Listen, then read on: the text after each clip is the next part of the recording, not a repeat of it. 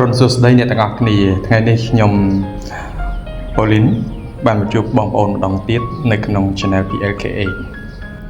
បាទថ្ងៃនេះសូមបង្ហាញជូនតើតើទស្សនវិជ្ជាជុំវិញផ្ទះបាទនៅពេលព្រឹកព្រលឹមហើយចង់និយាយផងដែរថានៅក្នុងឆាកជីវិតរបស់យើងត្រូវផ្សារភ្ជាប់ជាមួយនឹងធម្មជាតិយើងអត់មានអីក្រៅពីធម្មជាតិទេ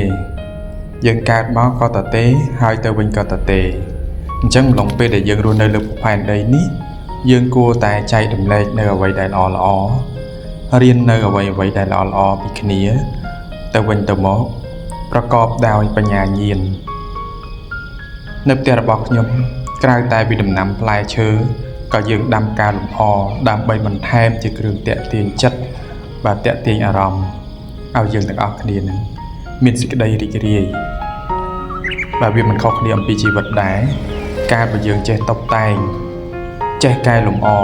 នៅអ្វីដែលយើងខ្វះខាតនោះជីវិតរបស់យើងនឹងបានប្រសើរឡើងហើយវាជាទីពេចប្រមល់មើលនៃមនុស្សជុំវិញខ្លួនយើងផងដែរចូលស្រឡាញ់ធម្មជាតិឲ្យបានច្រើនធម្មជាតិនឹងជួយយើងឲ្យរស់នៅក្នុងភាពស្រស់បំព្រងកេរ្តិ៍ឈ្មោះគឺជាកត្តាមួយដែលធ្វើឲ្យយើងរស់នៅមានសេចក្តីថ្លៃថ្នូរក៏ដូចជាផ្លែឈើនេះអញ្ចឹងនៅខាងក្រៅមានបន្លាប៉ុន្តែរសខាងក្នុងគឺប្រកបដោយភាពផ្អែមឈ្ងុយស្អិត